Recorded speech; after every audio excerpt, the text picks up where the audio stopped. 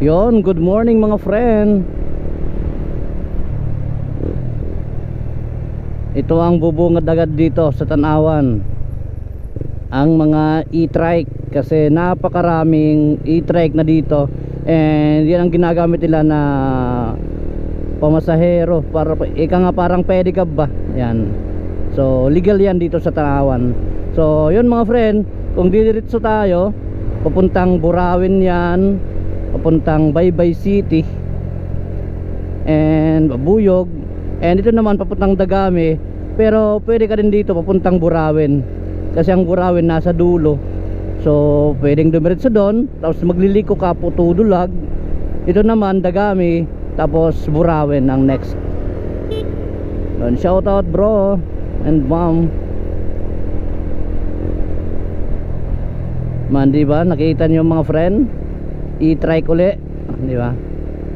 Napakaraming e-trike dito sa Tanawan. Yan ulit, yan, di ba? Kasi yan ang ginagamit na transportation dito. Siyempre may mga tricycle din, may pedicab pa din naman, pero napakarami niyan dito sa Tanawan.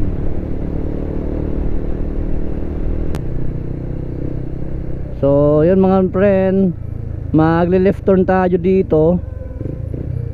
And yan, kung didiretso ka papuntang Dagami yan,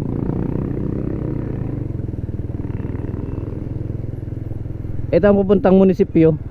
And yan mga friend, papuntang EBSU Tanawan Campus yan. And dito ay ang papuntang Tanawan National High School. Yan.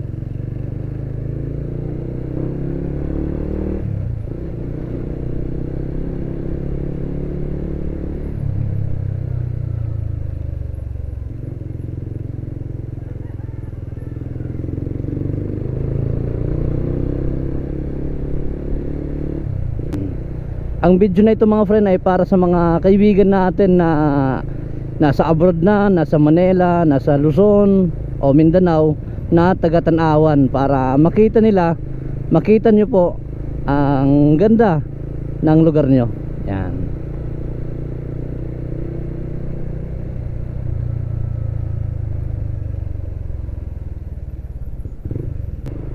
And yan mga friend, ang municipal hall dito sa Tanawan, Leyte. And yan, makikita nyo, napaka busy ng daan na ito. Ang pagkakaalam ko ay tabo ngayon dito sa Tanawan. And then mga friend, may mga bangko, may land bank, may BDO, di ba?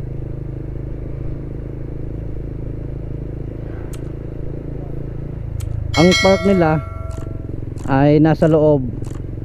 And mamaya tayo papunta doon. Dito muna tayo sa merkado ng Tanawan. Yan mga friends, sa left side ko ang police station, and ito naman ang bridge ng Tanawan, Leyte. And yan ang tabo mga friend. Tabo means para bang basta yung maraming mga nagtitinda dyan. Hindi lang mga taga Tanawan na magtitinda, kundi iba't ibang nagtitinda pa, ibang tao. Tabo. Si-search ko na lang kung anong ibig sabihin ng tabo. Basta yun, maraming nagtitinda yun. May mga ukay-ukay, may mga basta marami, may mga kung ano. And yan mga friend, di ba? Napaka-busy kasi linggo. Sa Palo, ang tabo ay Sabado. Andito na naman sa Tanawan ay linggo. Yan, may Andox dito mga friend, no? Welcome sa Andox. Yan. Tingnan nyo, di ba? Napakaraming e-trike, may mga tricycle, may mga pedicab pa din naman. Yan. May mga bilihan ng cellphone, mga yon, may Mr. DIY na din dito. Sa Paloy, mayroon ka din kasi. Dito mayroon din pala. And yan, kung sasakay ka na papuntang Tacloban, yan, mayroong mga bus doon. And kung gusto mong magpagas, mayroon din dito. Yan. Ang Tanawon mga friend ay napakaraming beach resort. Literal na napakarami. And napakaganda pa, napakalawak. Yon, ito mga friend, papunta itong Baybay City, papuntang Abuyog. Yan, didiretso tayo doon. Pero sa ngayon hindi, siyempre pinapakita ko lang sa inyo. Yan. So gaya ng sabi ko kanina, ang video na ito ay para sa mga kaibigan natin na mga taga Tanawan, para makita nila kung gaano naka-progresibo ang bayan ng Tanawan. Ito mga friend ay pabalik na ng Palo, pero hindi pa tayo babalik syempre. Ipapakita ko sa inyo ang mga bilihan ng mga ratan dito sa Tanawan. Yan, ang napakagandang mga sada set dito sa Tanawan. Yan, no mga friend. Tanong tayo kung magkano pa. Pero pat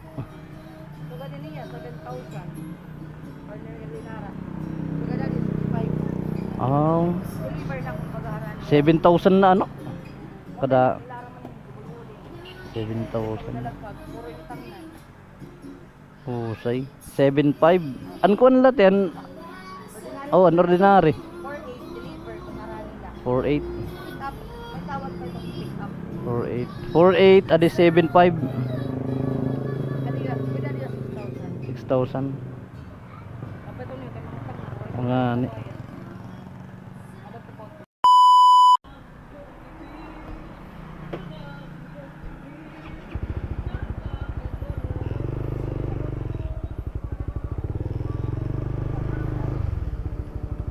Sa'yo. Yan mga friend, oh, napakaganda, di ba?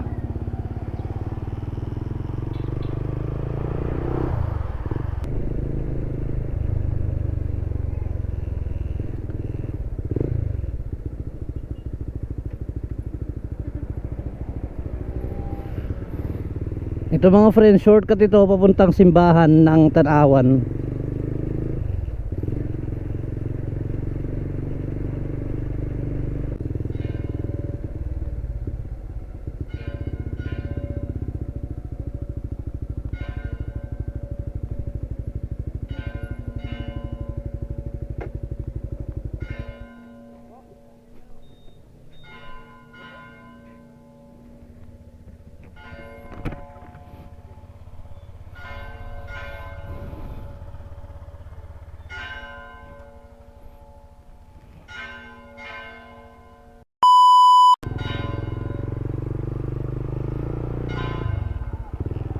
Yan yung mga friend ay Assumption Academy Valley School yan.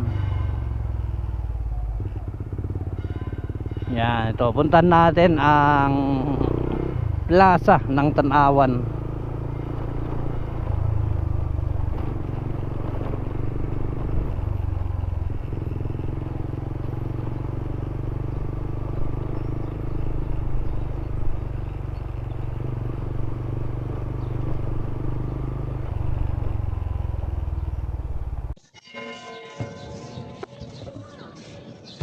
So yun, nakikita nyo sa likod ko mga friend, no? Diba? Sila ate, kuya ay puspusan ng paglilinis dito sa pinaka park ng Tanawan, no? Diba? Napakasisipag. Linggo ngayon pero tignan nyo sila, diba? Pinapanatili nila ang kalinisan ng lugar, diba? Shout out sa namumuno ng Tanawan Leyte. Yan. Diba? Napakaganda ng lugar. And lalo na pag December mga friend, dito talagang napakaliwanag ng area na to. And then may nag-iensayo ng volleyball.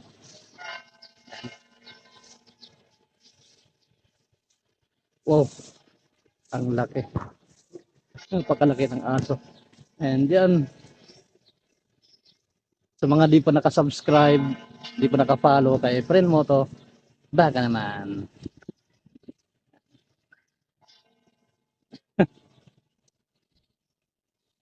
Doon din sa baba may nagpawalis.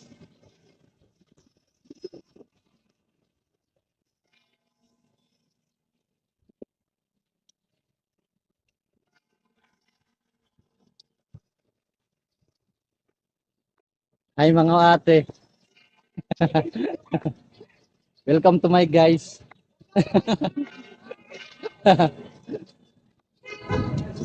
And to mga pre, no? So, nakapaglaro na ako dito 2 beses. And so far, nakakashoot naman. And yan. Tribo mangirisda.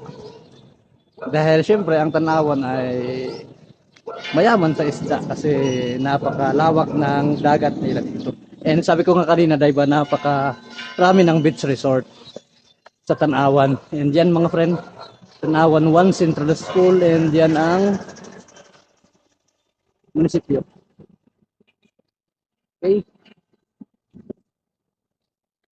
Tara. And ride ulit tayo. Punta tayo sa bandang dagat mga friend. Siyempre left and right, tingin muna. Huwag basta-basta pasok. Ayan, ito. Yun, nakita tayo dun. Ito ang tide embankment mga friend ng Tanawan.